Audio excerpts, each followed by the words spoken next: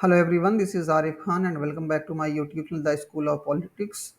The school of politics के इस live session में आप सभी का स्वागत है। आज के इस सेशन में हम एक नए थिंकर के बारे में बात करेंगे। हम बात करेंगे एम एन रॉय की पॉलिटिकल फिलॉसफी से रिलेटेड जो क्वेश्चन पूछे गए हैं यूजीसी नेट एग्जामिनेशन में, उसकी हम इन डिटेल एनालिसिस करेंगे, उसकी समीक्षा करेंगे। और बेसिकली ये भी जो भी क्वेश्चन है जो 2006 से लेकर के जो 2023 के बीच में जो क्वेश्चन पूछे गए हैं एम एन रॉय से, अगर इनका हम इन डिटेल एनालिसिस करें तो इन सारे क्वेश्चन को बेसिकली 3 कैटेगरीज में डिवाइड किया जा सकता है। कुछ क्वेश्चन ऐसे हैं जो एम एन रॉय की जो पर्सनल लाइफ है, जो उनके जीवन में कुछ इंपॉर्टेंट घटनाएं हुई हैं, मेजर इवेंट्स हुए हैं, उनसे संबंधित हैं। बेसिकली कुछ क्वेश्चन ऐसे हैं जो उनकी पर्सनल लाइफ से संबंधित हैं, जो उनके लाइफ में मेजर इवेंट्स हुए हैं उनसे संबंधित हैं। कुछ क्वेश्चन ऐसे हैं जो उनकी किताबों से संबंधित है कि उन्होंने कौन कौन सी किताबें, और तीसरी जो ब्रॉडर कैटेगरी है कि जो उनके आइडियाज़ हैं। सेम इसी तरह से एक हमने डिस्कशन किया था अपनी पिछली क्लास में, जहाँ हमने बात की थी अरविंदो घोष के बारे में। हमने भी कुछ इसी तरीके से डिस्कस किया था सारे क्वेश्चन को अरविंदो घोष के। तो सेम पैटर्न को हम फॉलो करेंगे इस क्लास में और एक एक करके हम सारे क्वेश्चन को डिस्कस करेंगे। तो पहला क्वेश्चन जो आप स्क्रीन पे देख रहे हैं, जिससे जून 2006 में पूछा गया है, बेसिकली यहाँ पे आपको ये इस क्वेश्चन के अंदर ये देखना है कि कौन सा जो पेयर है उसको सही से करेक्टली मैच नहीं है। तो यहाँ पे अगर आप देखें तो ऐसे इस क्वेश्चन में जो आंसर डी है, इस क्वेश्चन का जो आंसर है वो डी सही होगा। Concept of spiritual determinism of history, ये जो कॉन्सेप्ट है किसका है?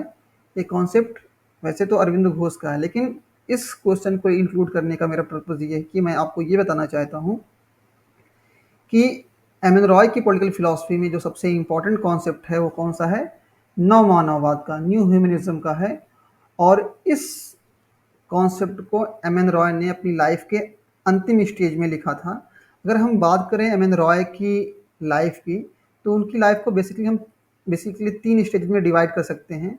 अपनी लाइफ के शुरुआती दौर में वो एक राष्ट्रवादी क्रांतिकारी थे और उन्होंने अपने स्तर पे विदेशों की यात्रा की, जर्मनी की, जापान की यात्रा की, ताकि वहाँ से सहायता प्राप्त की जा सके और वहाँ से पैसे और हथियार इकट्ठा किया जा सके, ताकि देश में एक क्रांति की जा सके और उस क्रांति के माध्यम से ब्रिटिश जैसी औपनिवेशिक शक्तियों को यहाँ से उखाड़ करके फेंका जा सके और देश को आज़ाद कराया जा सके।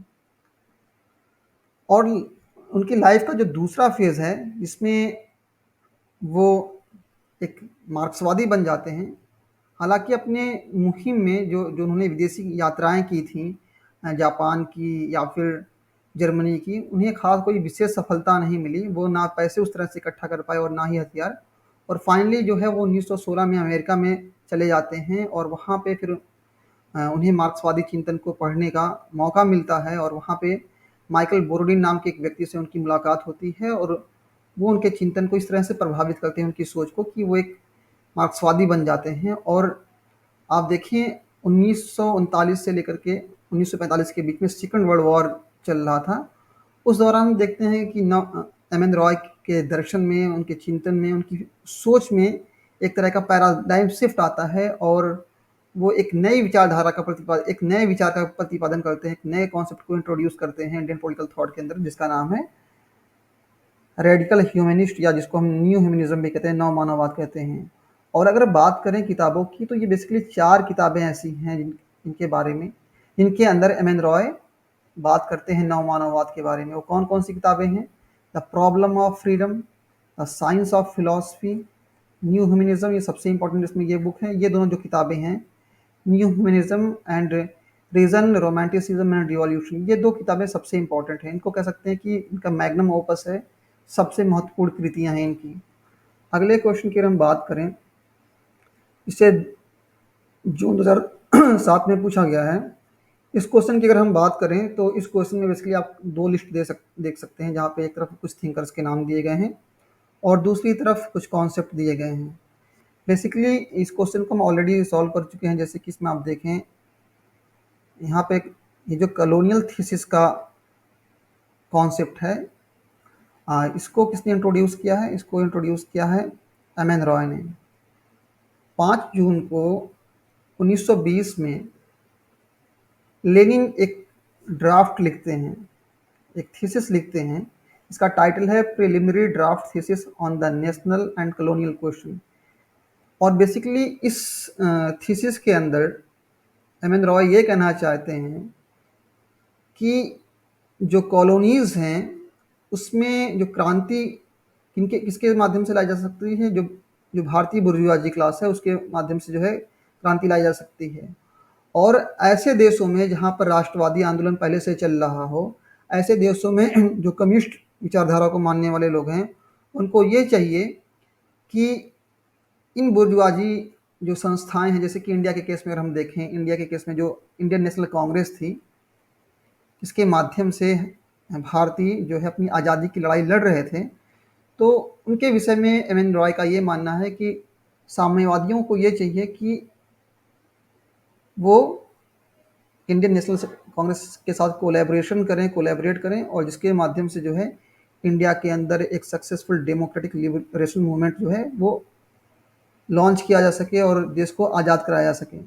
हालांकि एम एन रॉय की अगर हम बात करें तो एम एन रॉय की जो विचारधारा थी, जो सोच थी इस बात को लेकर के कि औपनिवेशिक देशों में जो कॉलोनीज़ हैं उसमें जो कम्युनिस्ट विचारधारा के मानने वाले लोग हैं उनका क्या रोल होना चाहिए।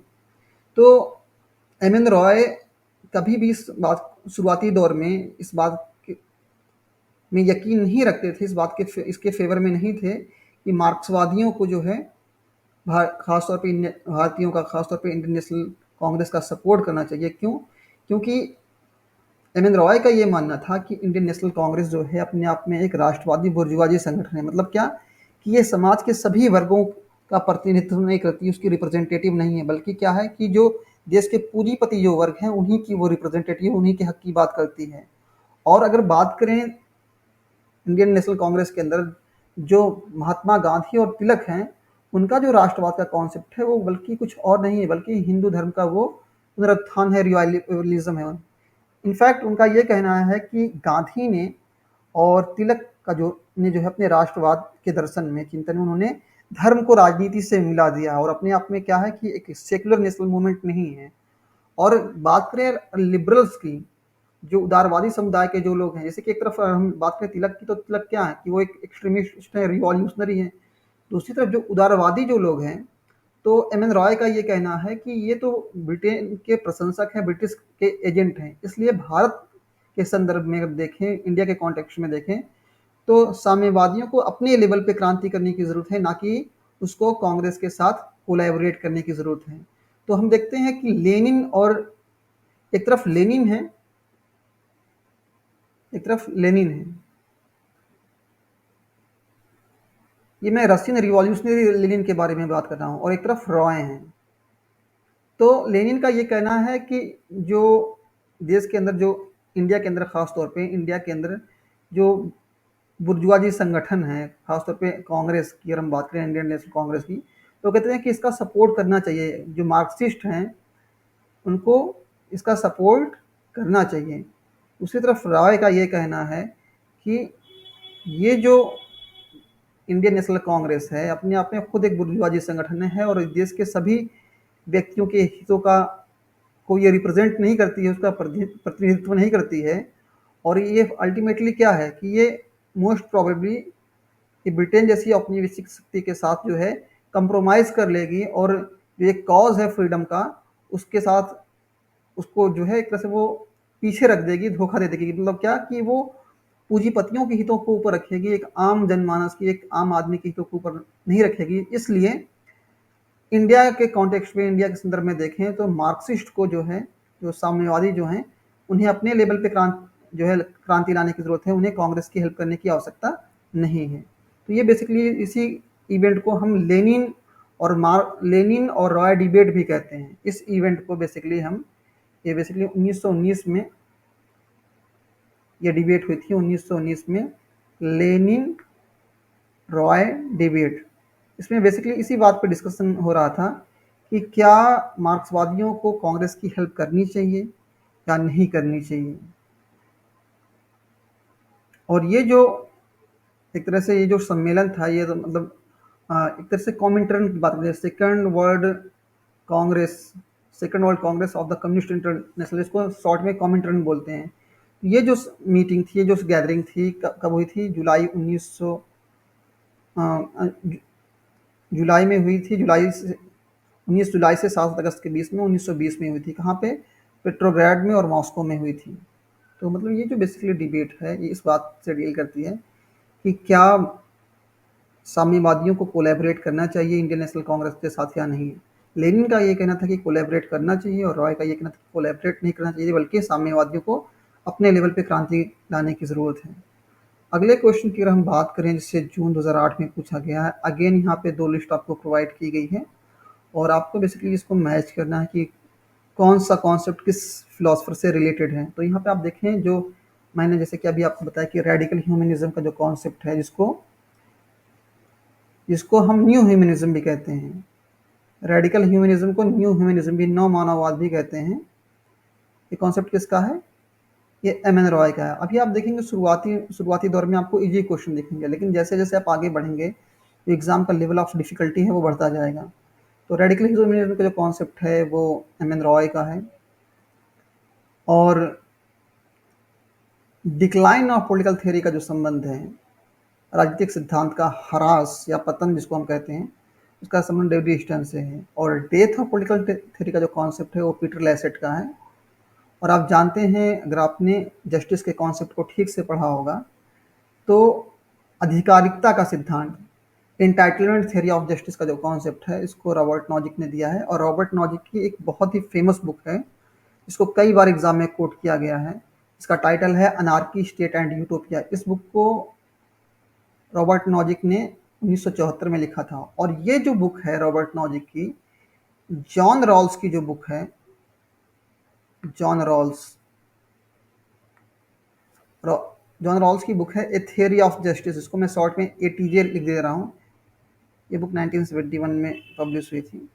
तो जॉन रॉल्स की जो बुक है थियरी ऑफ जस्टिस, जिसमें वो न्याय के सिद्धांत के बारे में बात करते हैं, तो रॉल्स के न्याय के सिद्धांत के रिस्पॉन्स में, उसकी प्रतिक्रिया के तौर पे, रॉबर्ट नॉजिक ने इंटाइटलमेंट थ्योरी ऑफ जस्टिस को प्रपोज किया।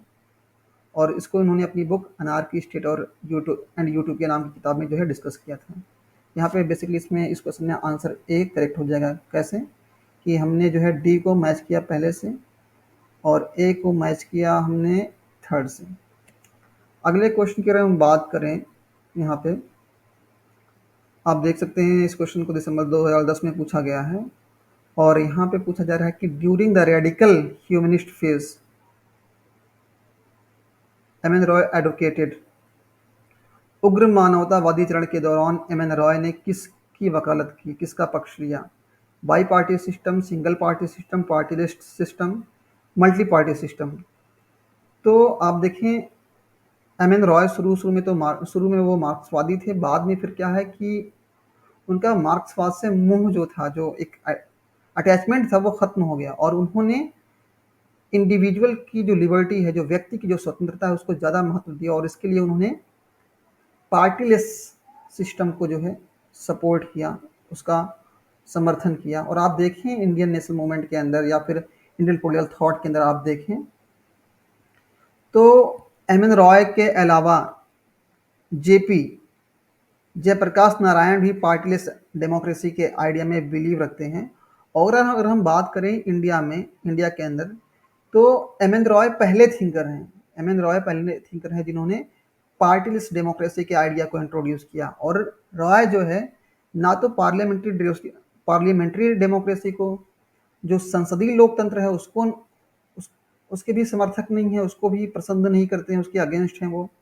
और इसके अलावा मार्क्सवाद के अंदर हम देखें, जो डेमोक्रेटिक सेंट्रलिज्म का कॉन्सेप्ट है, इसको हिंदी में लोकतांत्रिक केंद्रीयवाद कहते हैं, लोकतांत्रिक केंद्रीयवाद कहते हैं, उसके भी फेवर में नहीं है। लोकतांत्रिक केंद्रवाद में क्या होता है कि जो पार्टी का चीफ होता है, वो पूरी तरह से उसका पूरे पार्टी के मतलब जितने भी ऑर्गन्स है उस पर नियंत्रण होता है। एक तरह से चेन ऑफ कमांड होती है, ऊपर से जो आदेश दिए जाते हैं उसको जो है फॉलो किया जाता है। तो मतलब कहने का क्या कि वहाँ पे व्यक्ति अपनी इंडिविजुअल लिबर्टी को, अपनी फ्री थॉट को या फ्री एक्शन को जो है एक्सरसाइज नहीं कर सकता है, बल्कि क्या कि जो पार्टी जो आदेश देगी, इस तरह की पॉलिसीज़ को इम्प्लीमेंट करने को कहेगी, उसी तरह से फॉलो करना पड़ेगा। तो इस वजह से एम.एन. रॉय जो है पार्टीलेस डेमोक्रेसी या पार्टीलेस सिस्टम को फ़ेवर करते हैं, और उस पार्टीलेस डेमोक्रेसी के विकल्प में, पार्टी के विकल्प में वो बात करते हैं जन समितियों के बारे में।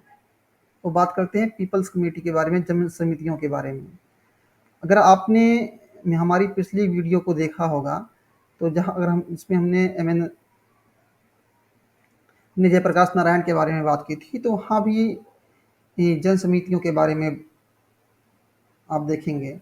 तो जो भी थिंकर्स हैं, चाहे आप जयप्रकाश नारायण की बात करें या एम.एन. रॉय की बात करें, जो भी थिंकर पार्टीलेस डेमोक्रेसी के बारे में बात करते हैं, दल विहीन राजनीति के बारे में बात करते हैं, तो पॉलिटिकल पार्टी के विकल्प में पॉलिटिकल पार्टी के विकल्प में वो जन समितियों की बात करते हैं कि जन समितियाँ ही क्या है कि वो अपने रिप्रेजेंटेटिव्स को इलेक्ट करेंगी और उनको एक तरह से कंट्रोल करेंगी, और एक तरह से ये जो जन समितियाँ हैं अपने रिप्रेजेंटेटिव्स को इलेक्ट करेंगी, साथ ही साथ उनको क्या करेंगी, वो उनको कंट्रोल भी करेंगी। कंट्रोल इन द सेंस ये कि जिस काम के लिए उन्होंने अपने रिप्रेजेंटेटिव को इलेक्ट किया है, अगर उस काम को, वो उस ड्यूटी को, उस रिस्पॉन्सिबिलिटी को पूरी तरीके से, ठीक तरीके से परफॉर्म नहीं करता है, तो जन समितियाँ उसको राइट टू रिकॉल के ज़रिए से वापस बुला सकती हैं। मतलब क्या कि एक तरह से यहाँ पे कि जनप्रतिनिधियों को वापस बुलाने का अधिकार है, जनप्रतिनिधियों के ऊपर में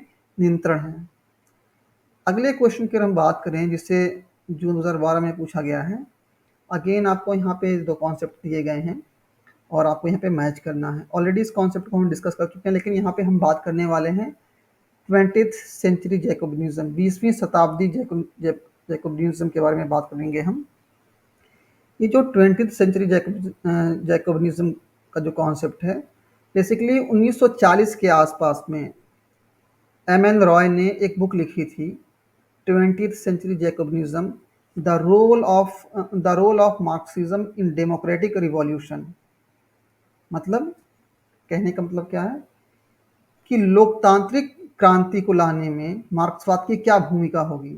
और आप देखिए 1940 के अराउंड एम.एन. रॉय एक पॉलिटिकल पार्टी को इस्टेब्लिश करते हैं जिसका नाम था रेडिकल डेमोक्रेटिक पार्टी, और ये एक ऐसी पार्टी होगी जो किसानों से, मजदूरों से और जो पूंजीपति वर्ग हैं, इनसे मिलकर के बनेगी। मतलब कहने का ये कि ये लगभग समाज के सभी वर्गों का प्रतिनिधित्व करेगी, सबको रिप्रेजेंट करेगी, और इस पार्टी के ज़रिए से देश के अंदर एक पूंजीवादी लोकतांत्रिक क्रांति लाई जाएगी। हालांकि देखिए, ये जो इनिशिएटिव था एम.एन. रॉय का, इसमें उनको कोई ख़ास सफलता नहीं मिली, और फिर हम देखते हैं कि ये जो पार्टी उन्होंने बनाई थी 1940 में, इस पार्टी को 1948 में उसका विखंडन कर देते हैं, इसको डिसमेंटल कर देते हैं। ये पार्टी 1948 में समाप्त हो जाती है। और यहाँ पे और देखिए, जो और भी कुछ कॉन्सेप्ट हैं, जैसे कि आप देखें इंटीग्रेटेड थ्योरी ऑफ इवोल्यूशन। इस क्वेश्चन को ऑलरेडी हम डिस्कस कर चुके हैं अरविंद की क्लास में। अगर आपने अरविंद वाली क्लास नहीं देखी होगी तो देख लीजिएगा। हाँ, उसका जो इस वीडियो का जो लिंक है, उसका लिंक आपको इस वीडियो के डिस्क्रिप्शन बॉक्स में मिल जाएगा। और इंटीग्रेटेड थ्योरी ऑफ इवोल्यूशन की बात करें, इसको अरविंदो ने दिया है, जो जहाँ पे जो है वो मानव के विकास के विभिन्न चरणों के बारे में बात करते हैं, और इस कॉन्सेप्ट को उन्होंने अपनी बुक द ह्यूमन साइकिल में लिखा था, डिस्कस किया है, और ये बुक जो है 1949 में पब्लिश हुई थी। और फिर आप देखें I was born a Hindu but will not die as one, ये अम्बेडकर का कॉन्सेप्ट है। और आप जानते हैं कि 14 अक्टूबर को 1956 में अम्बेडकर ने जो है बौद्ध धर्म को अपना लिया था। यहाँ पे आप देखें इस तरह से, तो ए को हमने फोर्थ से मैच कर दिया, ए को हमने मैच कर दिया फोर्थ से, एंड डी को हमने मैच कर दिया सेकंड से। यहाँ पे ऑप्शन जो फोर्थ है वो करेक्ट हो जाए, बी जो है वो करेक्ट हो जाएगा। अगले क्वेश्चन की बात करें, जिसे जून 2012 में पूछा गया है, और यहाँ पे देखें एक तरह से ये स्टेटमेंट टाइप का क्वेश्चन है। यहाँ पे बात की जा रही है कि किसने कहा human nature is an ensemble of social relation.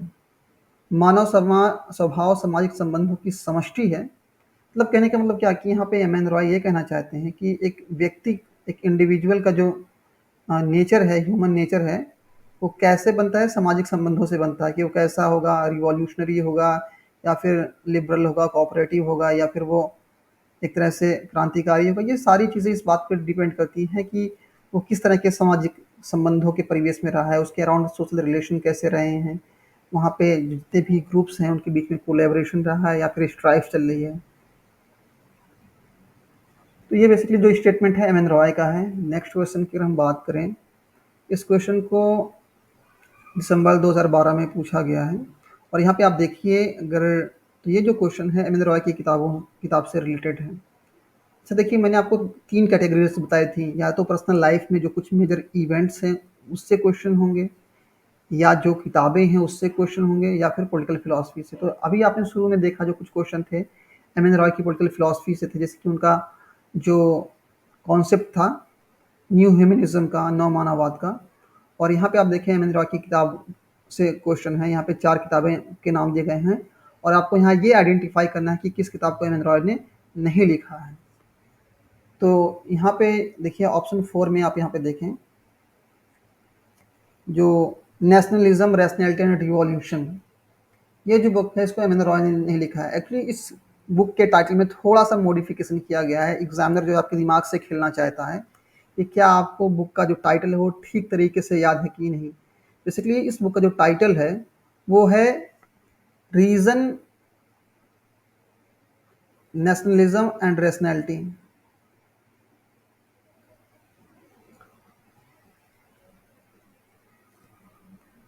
एक मिनट, ये थोड़ा सा इसमें कुछ टाइपिंग एरर हो गई है।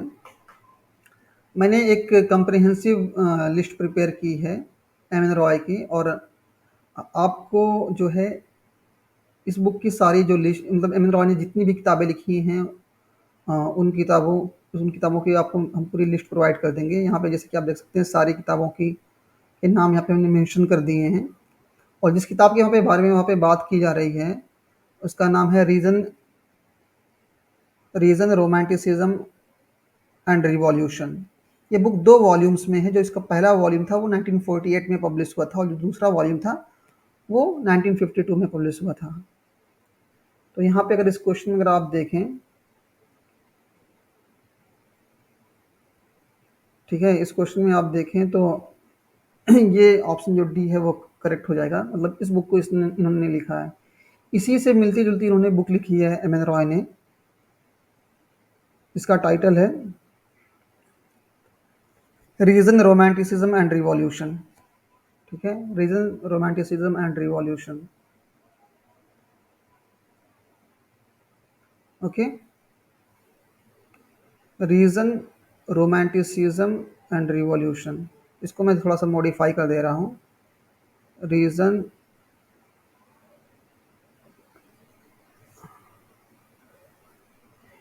रोमांटिसिज्म।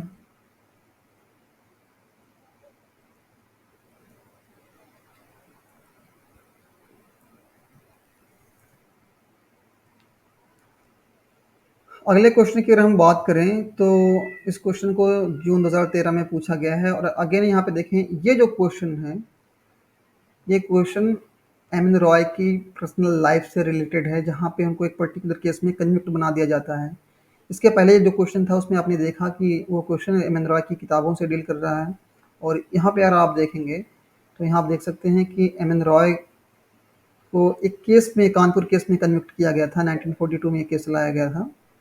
यहाँ पे आप देखें, यहाँ भी बेसिकली 2 लिस्ट आपको प्रोवाइड की गई हैं। यहाँ पे आपको मैच करना है कि किस घटना से कौन बिलोंग करता है। जैसे कि हमने पिछली क्लास में बताया था कि अरविंदो घोष जो है जब वो इंग्लैंड में थे तो लोटस और डाइगर नाम की एक सोसाइटी जो थी इंग्लैंड के अंदर, उससे उनका संबंध था। अपने आप में एक क्रांतिकारी सीक्रेट सोसाइटी थी जिसका ये उद्देश्य था कि क्रांति के माध्यम से ब्रिटिश हुकूमत को जड़ से उखाड़ करके फेंकना है इंडिया से।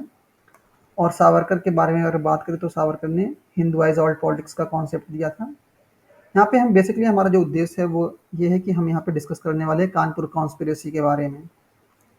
कानपुर कॉन्स्पिरेसी की बात करें तो ये जो केस था कॉन्स्पिरेसी, ये बेसिकली ये केस 1924 में चला था इंडिया के अंदर, लेकिन उस वक्त एम एन रॉय इंडिया के अंदर में नहीं थे, तो उस वक्त तो उनके ऊपर में मुकदमा नहीं चलाया गया।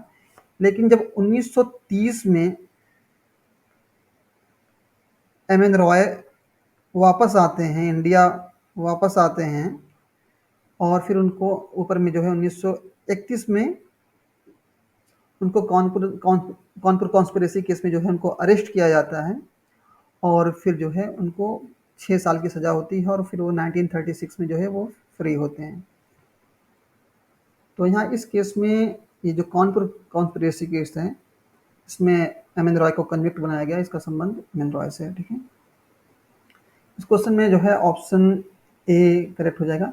और एक बात ये भी कि अगर कानपुर कॉन्स्पिरेसी की बात करें तो इस केस के अंदर सिर्फ एम एन रॉय को ही कन्विक्ट नहीं बनाया गया था, बल्कि और भी लोग थे। जैसे कि आप देखें, एम एन रॉय के अलावा मुजफ्फर अहमद नाम के शख्स थे, एस एस डांगे, शौकत उस्मानी, नलिनी गुप्ता, ये सब लोग थे। और बेसिकली ये कैसे लोग थे कि ये जो नए नए में मार्क्सवादी बने थे, ये नए नए मार्क्सवाद के प्रभाव में आए।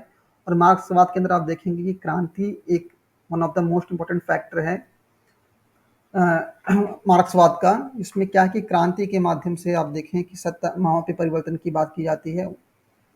तो बेसिकली जो चार्जेस लगाए गए थे एम एन रॉय के ऊपर वो ये थे कि ये जो है ब्रिटिश हुकूमत को यहाँ से बेदखल करना चाहते हैं इंडिया से, और क्रांति के माध्यम से ब्रिटिश सत्ता को यहाँ पे समाप्त करना चाहते हैं। तो एक तरह से क्या है कि वो ब्रिटिश अथॉरिटी को चैलेंज कर रहे हैं। तो इसी को बेस बना करके उनके ऊपर केस चलाया गया था और उनको इस केस में 6 साल की सजा हुई थी। नेक्स्ट क्वेश्चन की अगर बात करें हम यहाँ पे, ये भी एक क्वेश्चन अगर आप देखें तो ये भी एम एन रॉय की पर्सनल लाइफ से रिलेटेड है। यहाँ पे पूछा जा रहा है कि who among the following form the league of radical congressman, किसने the league of radical congressman का गठन किया। मतलब ये एक अपने आप में संस्था है। और लीग ऑफ रेडिकल कांग्रेसमैन की अगर बात करें तो एक तरह से एक संस्था है, एक ऑर्गेनाइजेशन है, एक पार्टी के अंदर पार्टी है, सब पार्टी है। जैसे कि आपको याद होगा जब आपको मैं जयप्रकाश नारायण के बारे में पढ़ा रहा था, तो 1934 में आप देखें जयप्रकाश नारायण ने क्या किया था कि कांग्रेस के अंदर ही कांग्रेस सोशलिस्ट पार्टी को बनाया था, कांग्रेस सोशलिस्ट पार्टी। तो ठीक इसी तरह से एम एन रॉय ने कांग्रेस के अंदर ही एक संगठन का बनाया था जिसका नाम था लीग ऑफ रेडिकल कांग्रेसमैन। अच्छा देखिए 1930 में 1930 में एम एन रॉय वापस आते हैं। उनको बेसिकली क्या होता है कि 1929 में जो है स्टालिन जो है उसको कॉमिंटर्न से निकाल देते हैं और फिर वो 1930 में इंडिया वापस आते हैं। 1931 में एम एन रॉय को कानपुर केस में अरेस्ट कर लिया जाता है और उनको 5 साल की सज़ा होती है। कुछ किताबों में 5 साल लिखा हुआ है, कुछ में 6 लिखा हुआ है, तो उसमें आपको कंफ्यूज नहीं होना बेसिकली। और फाइनली 1936 में उनको रिलीज कर दिया जाता है, ठीक है। और जब 1936 में 1936 में उनको रिलीज किया जाता है तो कांग्रेस पार्टी को ज्वाइन करते हैं, कांग्रेस के अंदर अपनी संभावनाओं की तलाश करते हैं वो। और 1939 में कांग्रेस के अंदर ही the league of radical congressman की वो स्थापना करते हैं, कांग्रेस के अंदर ही, कांग्रेस के बाहर ही नहीं। और वो 1940 में मौलाना आज़ाद के खिलाफ कांग्रेस के अध्यक्ष के लिए जो इलेक्शन होता था उसमें उन्होंने मौलाना के खिलाफ वो खड़े हुए, हालांकि उसमें उनको सफलता नहीं मिली। और फिर उन्होंने उसी वक्त में फिर कांग्रेस को छोड़ भी दिया और फिर उन्होंने अपनी खुद की एक पार्टी बनाई 1940 में जिसका नाम था रेडिकल डेमोक्रेटिक पार्टी। ये भी पार्टी कुछ खास सक्सेसफुल नहीं हुई और 1948 में ये भी पार्टी इसको इन्होंने डिसॉल्व कर दिया, इसका विखंडन कर दिया। अगले क्वेश्चन की अगर हम बात करें यहाँ पे, जैसा कि आप देख सकते हैं, who founded the Mexican socialist workers party which was later named as Mexican communist party. Mexican socialist workers party जिसका बाद में नाम मैक्सिकन कम्युनिस्ट पार्टी किया गया, किसने संस्थापित की। तो जैसा कि मैंने आपको बताया कि 1915 में एम एन रॉय ने अपने कैरियर की शुरुआत एक राष्ट्रवादी क्रांतिकारी के तौर पे की और उन्होंने जर्मनी और जापान की यात्रा की और फिर बाद में वो अमेरिका में चले गए 1916 में। हालांकि जो ब्रिटिश सरकार के जो जासूस थे वो एम एन रॉय को ट्रैक कर रहे थे और फाइनली क्या है कि वो अमेरिका में उन्होंने अपना नाम बदला, उन्होंने अपना नाम बदल करके जो है एम एन रॉय, पहले उनका देखिए, अगर आप एम एन रॉय के नाम की बात करें तो उनका नाम नरेंद्र भट्टाचार्य था।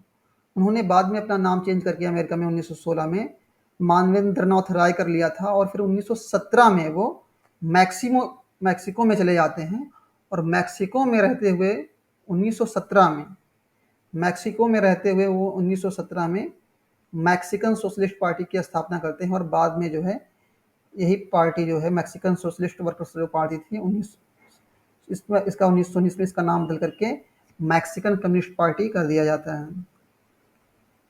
देखिए, एक आप शिफ्ट देखेंगे, देखिए पहले वो इंडिया में थे, उन्होंने अलग अलग देशों की यात्राएं की, जैसे कि उन्होंने जर्मनी भी वो गए, वो जापान भी गए, और फाइनली वो 1916 में अमेरिका पहुंचते हैं। हालांकि ब्रिटेन के जासूस वहाँ भी होते हैं, और फाइनली 1917 में वो मैक्सिको पहुंच जाते हैं, और मैक्सिको के अंदर ही वो आप देखते हैं कि एक साम्यवादी संगठन या कह सकते हैं स्थापित करते हैं, जिसका नाम था मैक्सिकन सोशलिस्ट वर्कर्स पार्टी। एक समाजवादी संगठन की उन्होंने स्थापना की, और बाद में इसका नाम जो है बदल करके मैक्सिकन कम्युनिस्ट पार्टी कर दिया गया था। और हालांकि आप देखें, ये जो पार्टी थी ये रूस के बाहर पहली एक पार्टी साम्यवादी पार्टी थी जिसको इस्टेब्लिश किया गया था मैक्सिको के अंदर।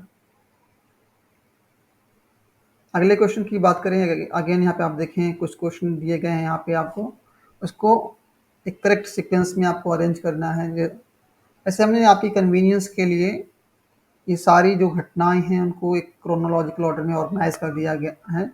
जैसे कि यहाँ पे ये जो क्वेश्चन है एम एन रॉय की लाइफ से रिलेटेड है, जहाँ पे आप ये देख रहे हैं कि कैसे उनके लाइफ में ग्रेजुअल डेवलपमेंट हो रहे हैं, कैसे कैसे वो किन चीज़ों से डील कर रहे हैं, किन संस्थाओं को वो स्थापित कर रहे हैं। जैसे कि आप यहाँ पे देखें, एक्सपेल्ड फ्रॉम कॉमिंटर्न। देखिए, आपको अभी मैंने बताया लेनिन रॉय डिबेट के बारे में। 1920 में की अगर हम बात करें, 1920 से 1926 का जो पीरियड है, इस टाइम में एम एन रॉय एक बहुत जाने माने अंतर्राष्ट्रीय मतलब इंटरनेशनल मार्क्सिस्ट लीडर थे। उनकी कम्युनिस्ट इंटरनेशनल के अंदर, जिसको शॉर्ट में कॉमिंटर्न बोलते हैं, उनकी पकड़ बहुत थी। हालांकि जब लेनिन की डेथ होती है और रसिया जो है स्टालिन के कंट्रोल में आता है, तो स्टालिन से मतभेद की वजह से, कुछ मुद्दों पर डिसएग्रीमेंट होने की वजह से स्टालिन एम एन रॉय को कॉमिंटर्न से निकाल देते हैं। तो एक्सपेल्ड फ्रॉम कॉमिंटर्न का ये जो आप देख रहे हैं इवेंट, जहाँ पे स्टालिन एम एन रॉय को कॉमिंटर्न से 1929 में निकाल देते हैं, और फिर मैंने आपको बताया कि वो 1930 में इंडिया आते हैं, और फिर 1931 में उनको अरेस्ट कर लिया जाता है, और 31 से 36 में के दौरान जो है वो जेल में होते हैं, और फिर जब उनको रिलीज़ किया जाता है तो वो 1937 में, उनको 1936 में वो जेल से रिलीज़ होते हैं, और 1937 में वो एक वीकली न्यूज़पेपर को स्टार्ट करते हैं जिसका नाम था इंडिपेंडेंट इंडिया। बाद में इसका नाम जो है न्यू ह्यूमनिस्ट कर दिया जाता है, नव मानवतावादी। ठीक है, मैंने यहाँ पे मेंशन भी किया है, रेडिकल ह्यूमनिस्ट कर दिया था, सॉरी, इसका जो नाम है चेंज करके रेडिकल ह्यूमनिस्ट कर दिया जाता है, रेडिकल ह्यूमनिस्ट। और फिर हम देखते हैं कि फर्दर वो 1929 के में कांग्रेस के अंदर लीग ऑफ रेडिकल कांग्रेसमैन की स्थापना करते हैं, और अपने लाइफ के लास्ट फेज में एम एन रॉय देहरादून में शिफ्ट हो जाते हैं। कहाँ पे? देहरादून में। और देहरादून के अंदर ही वो इंडिया रेंसा इंस्टीट्यूट नाम का एक ऑर्गेनाइजेशन इस्टेब्लिश करते हैं, उसके वो फाउंडर भी होते हैं और उसके चेयरमैन भी होते हैं। 1946 में देहरादून के अंदर एम एन रॉय एक इंडियन रेंसा इंस्टीट्यूट की इस्टेब्लिश करते हैं, उसके फाउंडर डायरेक्टर होते हैं, और वहाँ से जो है वो एक तरह से एक लोगों को अवेयर करने के लिए इंडियन रेंसा मूवमेंट को जो है चलाते हैं। एक तरह से वो बेसिकली इस मूवमेंट के ज़रिए से व्यक्ति की जो स्वतंत्रता है, जो डिग्निटी है, गरिमा है, उसके विषय में बात करते हैं। और वो बात करते हैं कि कैसे मनुष्य को विचारधाराओं के प्रभाव से, जो आइडियोलॉजीज़ हैं, उनके इम्पैक्ट से बचाया जा सके। और यहाँ पे आप देखें तो ये 4 चीज़ें हैं यहाँ पे, बेसिकली 4 घटनाओं के बारे में बात की जा रही है कि उनको कब कॉमिंटर्न से निकाला गया, कब उन्होंने अपना वीकली न्यूज़पेपर लॉन्च किया, कब उन्होंने कांग्रेस के अंदर जो है लीग ऑफ रेडिकल कांग्रेसमैन को बनाया, और अपनी लाइफ के अंतिम स्टेज में उन्होंने वर्ल्ड वॉर सेकेंड के बाद उन्होंने, जब वो देहरादून में शिफ्ट हो गए, तो उन्होंने इंडिया रेनेसां इंस्टीट्यूट को इस्टेब्लिश किया। उसके फाउंडर भी थे और उसके डायरेक्टर भी थे। तो अगर हम बात करें यहाँ पे, ऑप्शन थर्ड पहले आएगा, आई थिंक ऑप्शन थर्ड पहले आएगा और फिर फोर्थ आएगा। थर्ड एंड फोर्थ अगर आप देखें इसमें, third and fourth option A correct हो जाएगा। मैंने यहाँ पे वैसे मेंशन भी कर दिया है। नेक्स्ट क्वेश्चन की अगर हम बात करें, जिसे जून 2014 में पूछा गया है, यहाँ पे पूछा जा रहा है, एक तरह से एक स्टेटमेंट है और पूछा जा रहा है, once God is let in there is an in to the sovereignty of man. एक बार संप्रभु को प्रवेश करने दिया जाता है तो मानव की संप्रभुता का अंत हो जाता है। बेसिकली यहाँ पे गॉड का मतलब आइडियोलॉजी से है। किससे है? ये आइडियोलॉजी मैंने खुद से मेंशन किया है। आपको एग्जाम में जो क्वेश्चन पेपर था उसमें आइडियोलॉजी वर्ड नहीं था। तो ये जो गॉड के शब्द का इस स्टेटमेंट में जो इस्तेमाल हुआ है वो आइडियोलॉजीज को लेकर के हुआ है। और आइडियोलॉजीज के रिगार्डिंग ये कहते हैं कि एक तरह से जो विचारधाराएं होती हैं, हमारे समय में या एम एन रॉय के समय में जो भी विचारधाराएं प्रबल रही, जैसे कि आप देखें आज भी उदारवाद और राष्ट्रवाद के बारे में बात होती है, साम्यवाद के बारे में बात होती है।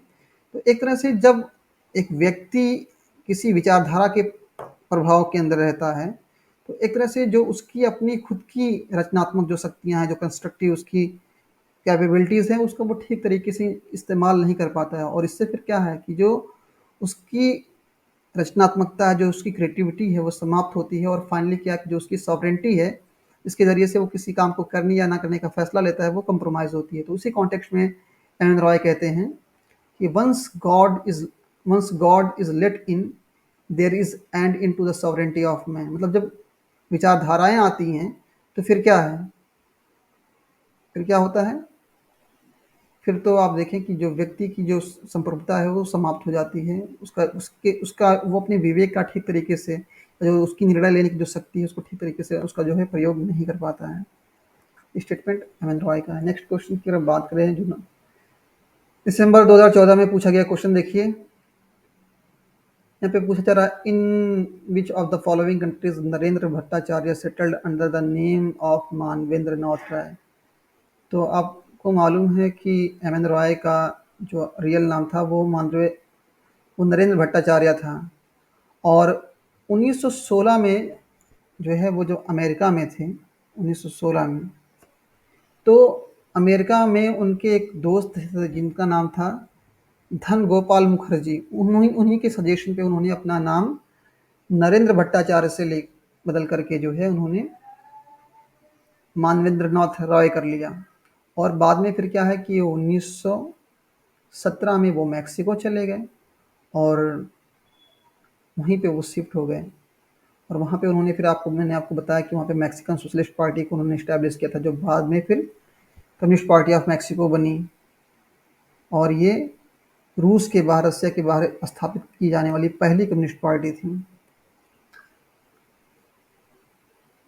अच्छा देखिए, ये जो चीज़ें मैं आपको सारी इन्फॉर्मेशन बता रहा हूँ यहाँ पे, इसका जो सोर्स है वो ये वेबसाइट आप देख सकते हैं,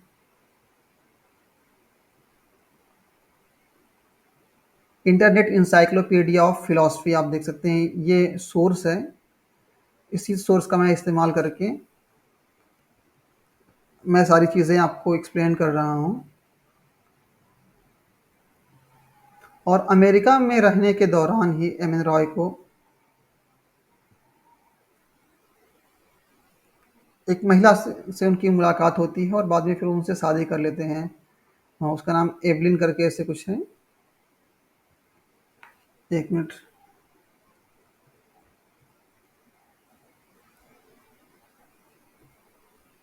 देखिए, एवलिन नाम की एक महिला हैं, एवलिन टेरेंट, आप यहाँ देख सकते हैं, जो स्टैनफोर्ड यूनिवर्सिटी में जो है ग्रेजुएट स्टूडेंट थी। बाद में फिर जो है वो एम एन रॉय से शादी कर लेती हैं, और एक तरह से मार्क्स की जो एकेडमिक जर्नी है, जो पॉलिटिकल उनके थॉट्स हैं, उनमें उन्होंने एक तरह से कोलैबोरेट किया उनके आइडियाज़ को डेवलप करने में, और वो दोनों साथ में रहे। एम एन रॉय की दो शादियाँ हुई थी, एक पहली उनकी पत्नी थी एवलिन टेरेंट, और इसके अलावा एक और भी थी। हालांकि वो ये सब चीज़ें एग्जाम के पॉइंट ऑफ व्यू से इतनी इंपॉर्टेंट नहीं है, लेकिन यहाँ पे एक क्वेश्चन पूछा गया जैसा कि वो जो है किस कंट्री में सेटल्ड हुए अपना नाम चेंज करके।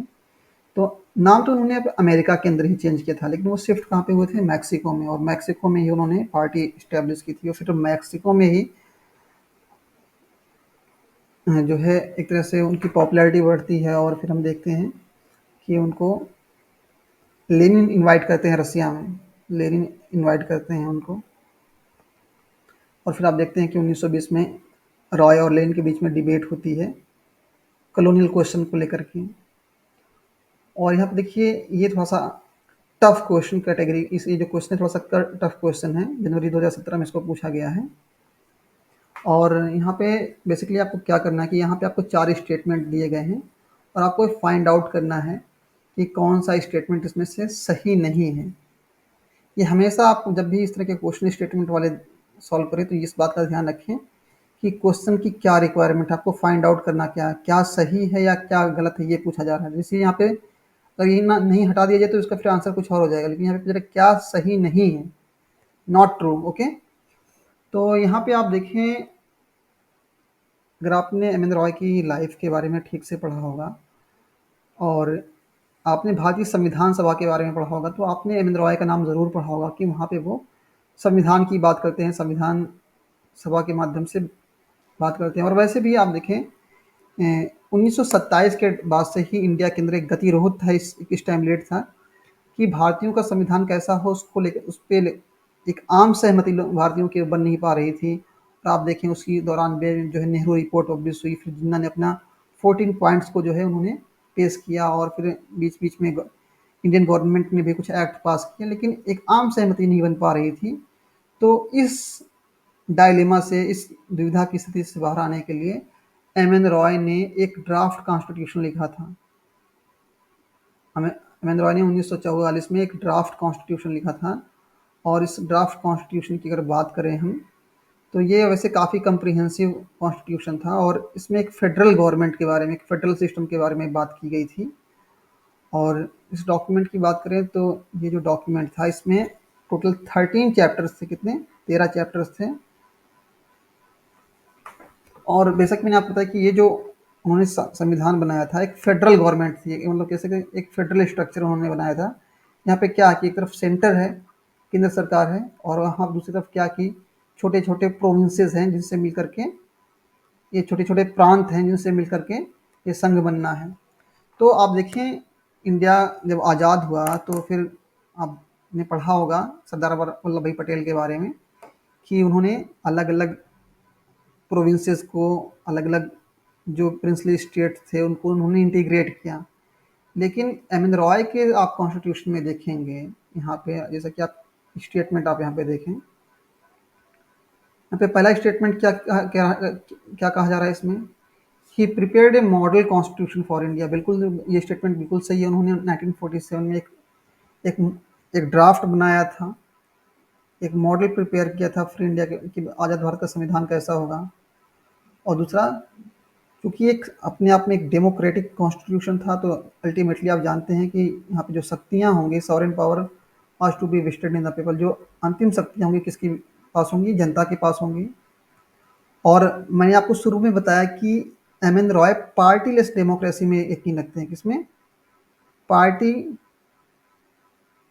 पार्टीलेस डेमोक्रेसी में। तो और पार्टीलेस डेमोक्रेसी में यकीन रखते हैं, तो इसी वजह से वो जो है पीपल्स कमेटी, जन समितियों के बारे में वो बात करते हैं कि people's committee to be set up in village, town and cities. मतलब ये जो जन समितियाँ होंगी, जन समितियाँ, यही जो है विलेज लेवल पे या डिस्ट्रिक्ट लेवल पे जो जनप्रतिनिधि, जो रिप्रेजेंटेटिव्स हैं, जो हमारे M P M L As होंगे, या फिर जो म्यूनिसिपल कॉरपोरेशन के जो इलेक्शन होंगे, इन सारे इलेक्शंस में जो है ये जो जन समितियाँ हैं, वो एक तरह से इन रिप्रेजेंटेटिव्स को इलेक्ट करने का काम करेगी। तो ये भी स्टेटमेंट सही है, लेकिन यहाँ पे आप देखिए क्या लिखा है, जो फोर्थ स्टेटमेंट है, ही डिड नॉट कंसीड, उन्होंने स्वीकार नहीं किया the right of secession to it constituent units. बस आप देखें इसका हिंदी, यहाँ पे बेसिकली अलग होने की बात कर रहे हैं। वे संगठक, क्या लिखा है कि वे संगठक इकाइयों के अलग होने के अधिकार पर सहमत नहीं थे। थोड़ा सा इस ड्राफ्ट को आप देखें।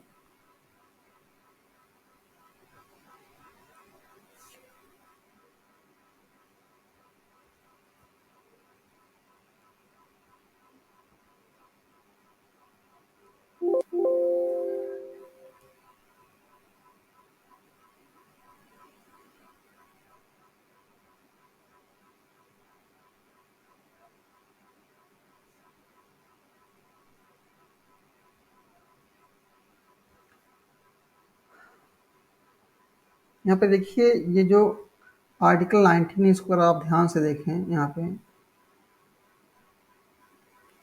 क्या लिखा है कि after the federal union of India is constituted, जब संघीय, जब जो भारतीय संघ का जब निर्माण कर दिया जाएगा, द कॉन्स्टिट्यूट यूनिट्स, जो इकाइयां हैं जिनसे मिलकर के, जो यूनिट्स हैं, जो इकाइयां हैं, जो प्रोविंसेस हैं या प्रिंसली स्टेट्स हैं, जिनकर के इनसे मिलकर के एक ये संघ बना है, ये फेडरेशन बना हुआ है, इसके अंदर ये इकाइयां हैं।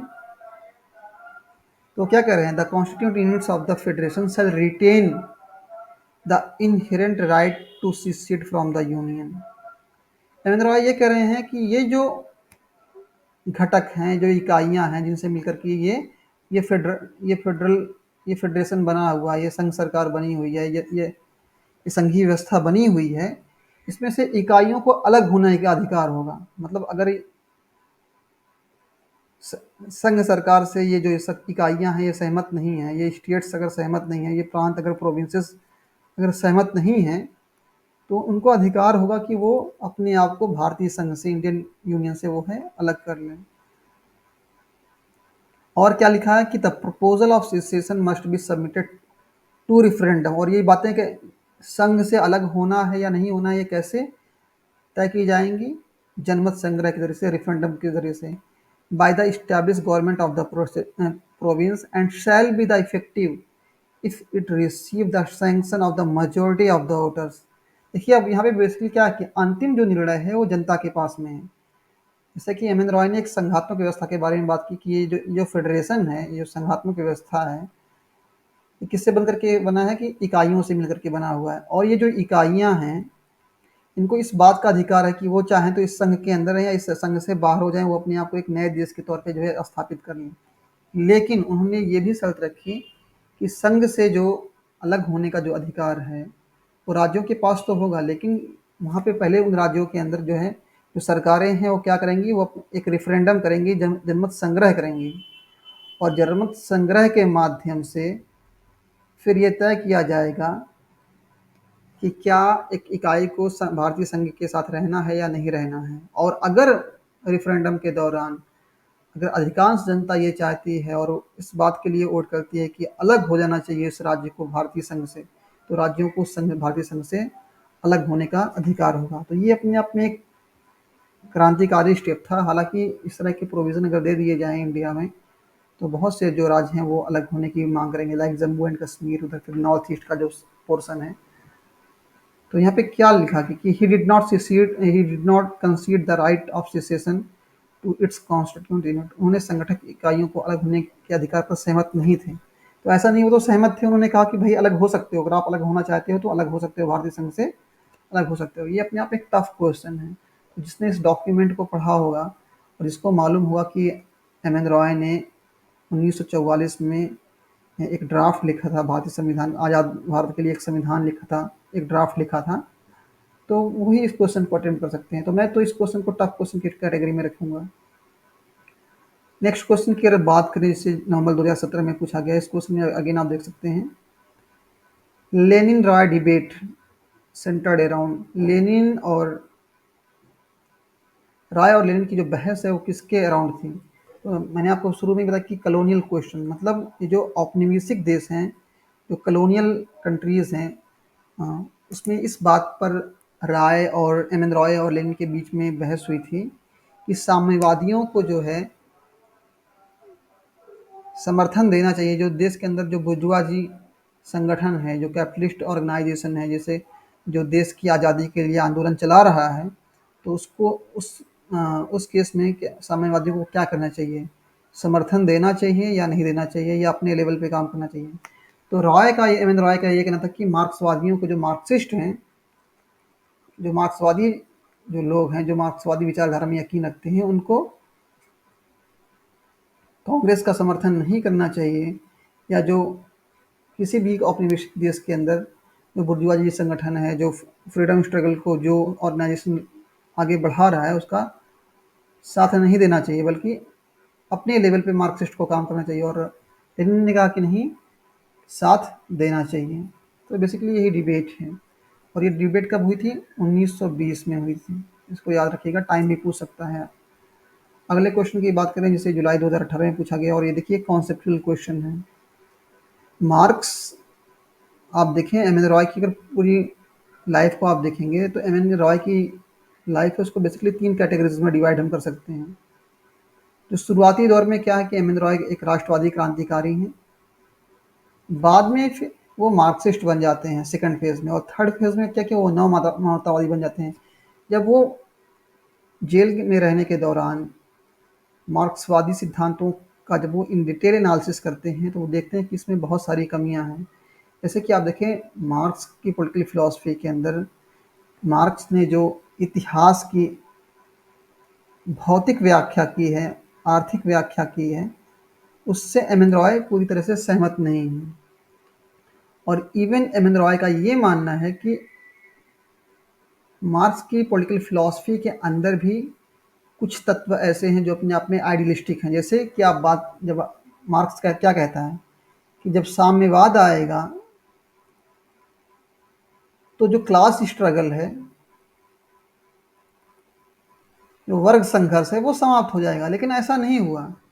आप उन्होंने चाइना में रिवॉल्यूशन, कम्युनिस्ट रिवॉल्यूशन को देखा, रसिया में देखा, लेकिन उन्होंने क्या देखा कि मार्क्स ने जो भविष्यवाणियाँ की थी, जो मार्क्स ने और इतिहास की जो आर्थिक व्याख्या, भौतिक व्याख्या की थी, वो पूरी तरह से सही साबित नहीं हुई। उसमें खुद लूप होल्स थे। जैसे कि मार्क्स ने कहा कि जो जो मध्यम वर्ग है वो समाप्त हो जाएगा। लेकिन आप देखें जिन भी देशों में साम्यवादी क्रांति, मतलब पूंजीवादी क्रांतियां हुई, जहाँ पे कैपिटलिज्म अपने पीक पे पहुंचा, वहाँ ऐसा नहीं हुआ कि जो मिडिल क्लास था वो समाप्त हो गया। बल्कि आप देखिए पूंजीवादी देशों में जो मिडिल क्लास है, उसकी जो संख्या है, बल्कि पहले की अपेक्षा और बढ़ गई।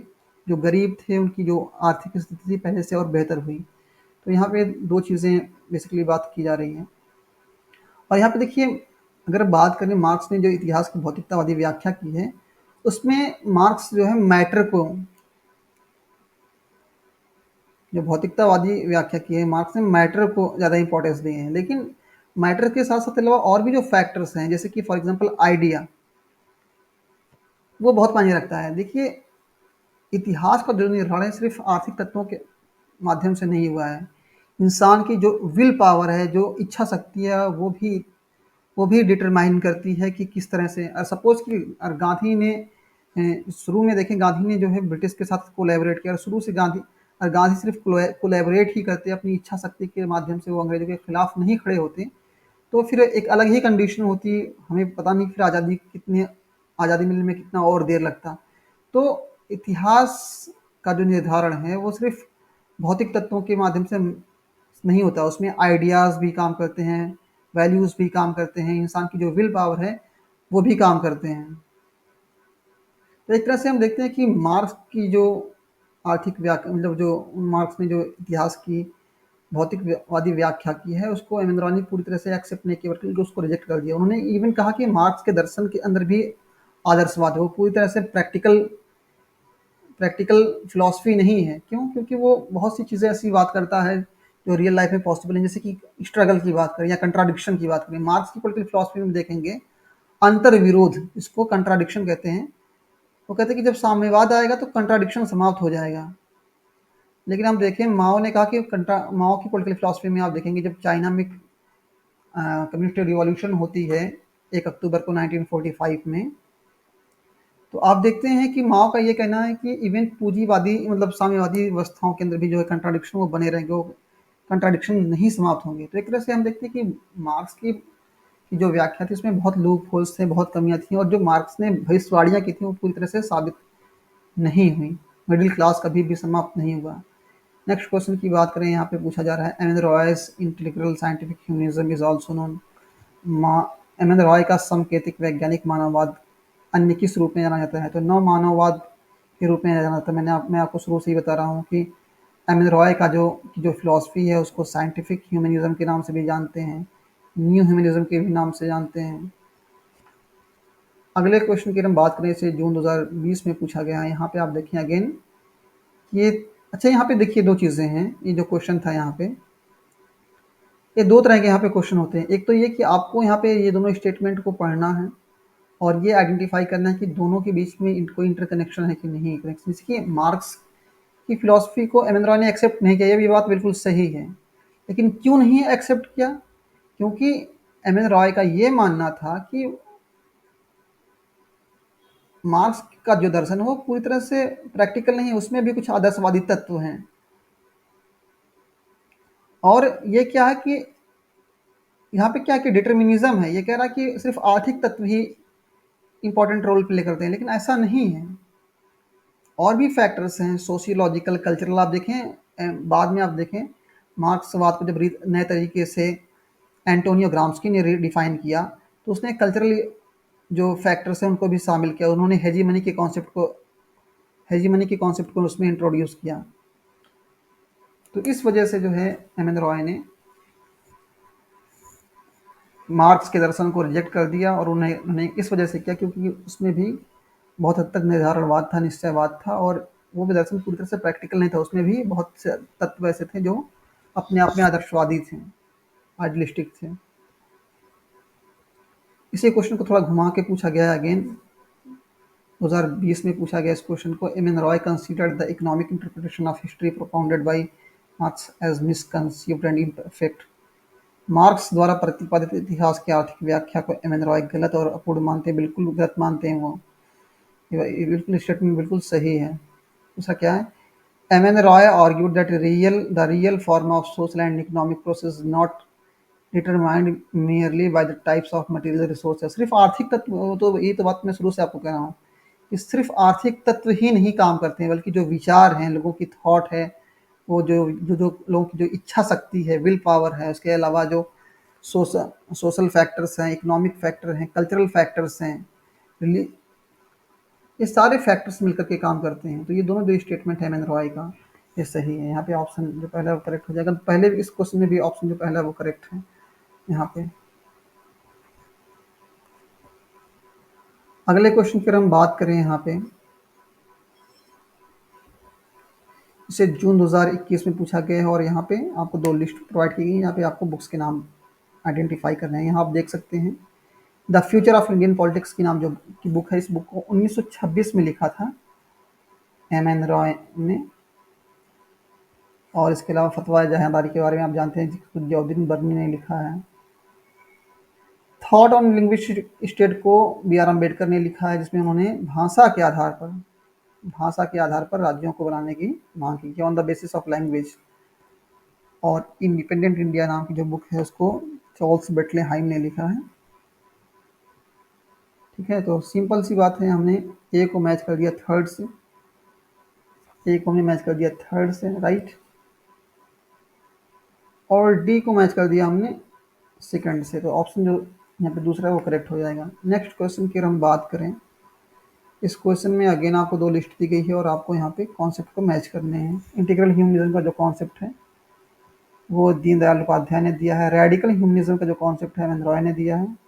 टोटल रिवॉल्यूशन का कॉन्सेप्ट आप देखें 1974 में जयप्रकाश नारायण ने दिया था। और सेल्फ रिस्पेक्ट मूवमेंट की हम बात करें तो इसको पेरियार ने लॉन्च किया था 1925 में। और इसी तरह आप देखें 1947 में रेडिकल ह्यूमनिज्म का कॉन्सेप्ट इंट्रोड्यूस किया था एम एन रॉय ने। तो और यहाँ पे हम बात करें, ए को हमने सिंपली मैच किया है सेकंड से, आप देखें ए को सेकंड कहाँ पे है, ऑप्शन सेकंड ये करेक्ट हो जाएगा। और डी को हमने मैच किया है आत्मसम्मान आंदोलन, ठीक है ना, आत्मसम्मान सेल्फ रिस्पेक्ट मूवमेंट पर हम बात करें तो इसको मैंने किससे मैच किया है, पेरियार से।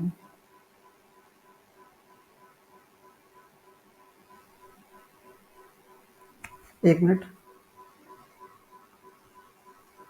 इंटीग्रल ह्यूमनिज्म का जो कॉन्सेप्ट है इसको किसने, दीनदयाल उपाध्याय ने इंट्रोड्यूस किया। ए को से हम सेकंड से मैच करेंगे और डी को हम मैच करेंगे थर्ड से।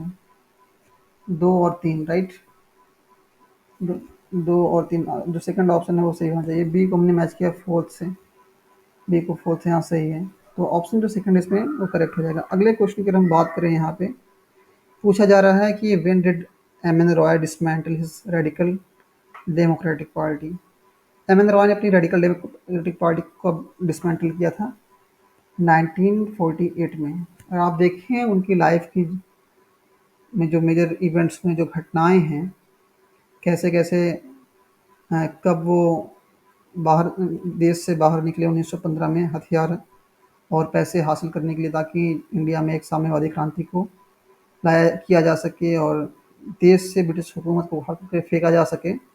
और फिर अमेरिका में 1916 में वो जाते हैं, 1917 में मैक्सिको में वो पार्टी बनाते हैं।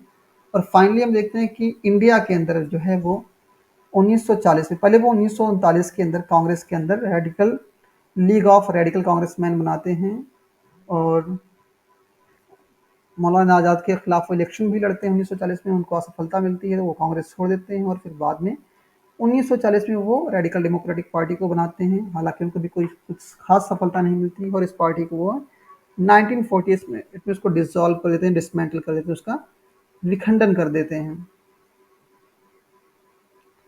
और अगले क्वेश्चन की बात करें, यहाँ पे देखिए क्या पूछा जा रहा है। ये भी एक तरह से स्टेटमेंट टाइप का क्वेश्चन है। पूछा जा रहा है कि who said the function of science is to describe, the function of science is to describe and that of philosophy is to explain, therefore philosophy is called the science of science। इसने कहा कि विज्ञान का कार्य वर्णन करना है और दर्शन शास्त्र का कार्य व्याख्या करना है, अतः दर्शन शास्त्र को विज्ञान का विज्ञान कहते हैं। ये एम एन रॉय का कॉन्सेप्ट है। और आप देखें कि एम एन रॉय ने साइंस और फिलॉसफी के ऊपर भी काम किया है, मतलब उन्होंने साइंस और फिलॉसफी के ऊपर भी किताबें लिखी हैं। और आप उनकी किताबों की लिस्ट देखें अगर पूरी, जो मैंने आपके लिए प्रिपेयर की है, यहाँ पे वो साइंस और फिलॉसफी नाम की उन्होंने एक बुक लिखी है और इसी बुक में वो बात करते हैं, जिसमें वो कहते हैं कि जो दर्शन शास्त्र है आप में, it is the science of science, philosophy is science of science. Next question की अगर हम बात करें, जिसे पूछा गया है जून 2023 में, और बेसिकली ये जो क्वेश्चन है, ये क्वेश्चन नव मानववाद जो उनका रेडिकल ह्यूमनिज्म है या न्यू ह्यूमनिज्म का जो कॉन्सेप्ट है, उसकी जब एम एन रॉय व्याख्या करते हैं तो उसको एक्सप्लेन करते हुए कहते हैं, एक्चुअली ये जो स्टेटमेंट है इसके कॉन्टेक्स्ट की बात करें, टेक्स्ट एंड कॉन्टेक्स्ट की हम बात करें तो इसका जो कॉन्टेक्स्ट है वो क्या है, न्यू ह्यूमनिज्म है। जब न्यू ह्यूमनिज्म की अपनी थ्योरी को प्रपोज करते हैं एम एन रॉय, नव मानववाद को, या रेडिकल ह्यूमनिज्म हम कहें, रेडिकल ह्यूमनिज्म, उग्र मानवतावाद की अगर हम बात करें, तो वो कहते हैं कि radicalism thinks in terms neither of nation nor class, it's concern is man. मतलब जो उग्र जो नव मानवतावाद के बारे में बात कर रहे हैं वो कि रेडिकलिज्म की बात कर रहे हैं यहाँ पे, जो उग्रवादी विचारधारा है या जो उनका नव मानववाद है, जो रेडिकल ह्यूमनिज्म है, वो ना तो राष्ट्र की बात करता है और ना ही वर्ग की बात करता है। जैसे कि आप देखें नेशनलिज्म के कॉन्सेप्ट के अंदर, राष्ट्रवाद के अंदर राष्ट्र की बात होती है। और मार्क्सिज्म की अगर हम बात करें तो वहाँ पे क्लास के बारे में बात करती है। मार्क्सिज्म या सोशलिज्म की बात करें, मार्क्सवाद में और समाजवाद में किसके बारे में बात होती है, वर्ग के बारे में बात होती है। तो वैसे भी आप देखिए, मैंने आपको क्लास के शुरू में बताया कि एम एन रॉय व्यक्ति को, एक इंडिविजुअल को विचारधाराओं के प्रभाव से मुक्त करना चाहते हैं, विचारधाराओं के प्रभाव से बचाना चाहते हैं। तो इसलिए वो कहते हैं कि जो रेडिकलिज्म है ना तो राष्ट्र के संदर्भ में सोचता है, ना वो राष्ट्रवाद की बात करता है, और ना ही समाजवाद और साम्यवाद के बारे में बात करता है। क्यों? क्योंकि ये जो विचारधाराएँ हैं, जब इनके प्रभाव में व्यक्ति आता है तो उसकी जो सॉवरेनिटी है, जो संप्रभुता है, वो समाप्त हो जाती है। और इसीलिए जो रेडिकलिज्म है, इसका संबंध किससे है? व्यक्ति की स्वतंत्रता से इसका संबंध किससे है? खास तौर पे इसका जो कंसर्न है क्या है? स्वतंत्रता। और किसकी स्वतंत्रता? व्यक्ति की स्वतंत्रता, मानव की स्वतंत्रता है। तो वैसे भी आप देखें, जो एम एन रॉय का जो कॉन्सेप्ट है रेडिकल ह्यूमनिज्म का, इसमें बेसिकली जो फोकस किस बात पे है, जो उसका इस थ्योरी का जो कोर है, इसमें व्यक्ति की गरिमा पर, व्यक्ति इंडिविजुअल की डिग्निटी पे, उसकी फ्रीडम पे जो है फोकस किया जा रहा है।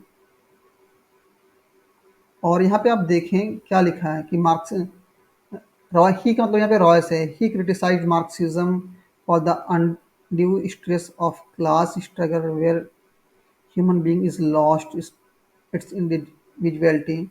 At the same time, he criticized framework of the nationalism which ignores the individual identity of being with ideas like nation and nationhood. मतलब बेसिकली मैंने क्या कहा कि आपको कि एम एन रॉय व्यक्ति को राष्ट्र विचारधाराओं के प्रभाव से बचाना चाहते हैं, चाहे वो मार्क्सवाद हो या राष्ट्रवाद हो।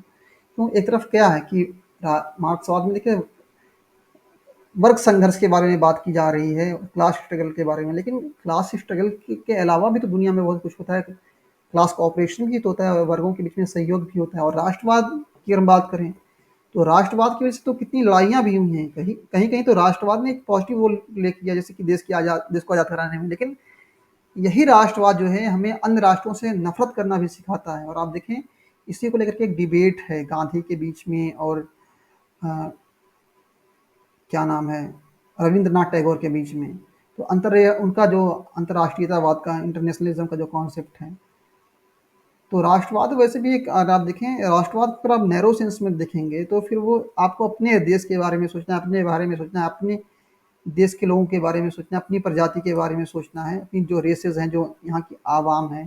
तो वैसे भी देखें नेशनलिज्म के आप अंदर आप देखेंगे तो एक रेशियल सुपरमेसी का जो कॉन्सेप्ट होता है, नस्लीय जो है सर्वोच्चता का कॉन्सेप्ट है। तो एक तरह से रॉय जो है व्यक्ति को विचारधाराओं के प्रभाव से, जो इम्पैक्ट है, जो इन्फ्लुएंस है आइडियोलॉजीज का, उससे फ्री करना चाहते हैं। और वो कहते हैं कि ये जो रेडिकलिज्म है, जो उनका नवमानववाद है, ना तो वो राष्ट्र के बारे में बात करता है और ना ही वर्ग के और ना ही क्लास के बारे में बात करता है। वो बात करता है व्यक्ति की स्वतंत्रता के बारे में। और यहाँ पे नोट डाउन कर लीजिएगा, सबसे इम्पोर्टेंट चीज़ ये है कि एम एन रॉय जो है वो नव मानववाद के अंदर 3 तत्वों के बारे में बात करते हैं। रैशनैलिटी के बारे में बात करते हैं, मॉरलिटी के बारे में बात करते हैं और फ्रीडम के बारे में बात करते हैं। रैशनैलिटी कहते हैं कि देखिए ह्यूमन अगर बिहेवियर की बात करें या ह्यूमन सेंटिमेंट्स की बात करें, तो देखिए कई फैक्टर्स हैं जो एक इंसान की सोच को प्रभावित करते हैं, या एक इंसान की सोच को डिटरमाइन करने में बहुत सी चीज़ें, जैसे कि लव, अफेक्शन, हैट्रेड, ये कई चीज़ें हैं जो इंसान की सोच को इन्फ्लुएंस करती हैं। लेकिन उसमें सबसे इंपॉर्टेंट जो फैक्टर है वो रैशनैलिटी है। और इसके अलावा वो बात करते हैं मैंने रॉय मॉरलिटी के बारे में, मतलब कैसी मॉरलिटी? Secular morality. और तीसरी फ्रीडम। तो एम एन रॉय का जो नौ मानववाद का कॉन्सेप्ट है उसके अंदर 3 तत्व हैं। आप इसको नोट डाउन कर लीजिएगा, इसको मेमोराइज कर लीजिएगा और यहाँ से क्वेश्चन पूछे जा सकते हैं। और एक क्वेश्चन ये भी पूछा जा सकता है कि वो कौन कौन सी ऐसी किताबें हैं जिसके अंदर एम एन रॉय ने नव मानववाद के कॉन्सेप्ट को, रेडिकल ह्यूमनिज्म के कॉन्सेप्ट को डिस्कस किया। तो वो किताबें कौन कौन सी हैं? The problem of freedom, science of philosophy, new humanism, reason, romanticism and revolution. और इसके अलावा मैं आपको एक बोनस क्वेश्चन मैं आपको देना चाहूँगा। देखिए यहाँ पे, who is considered as the father of Indian communism? भारतीय जो साम्यवाद है उसके पिता के तौर पे किसको जाना जाता है? तो obviously it is M N Roy. M N Roy को हम जो है फादर ऑफ इंडियन कम्युनिज्म के तौर पे, भारतीय साम्यवाद के जनक के तौर पे हम जानते हैं। तो आज के सेशन में इतना ही। Thank you so much.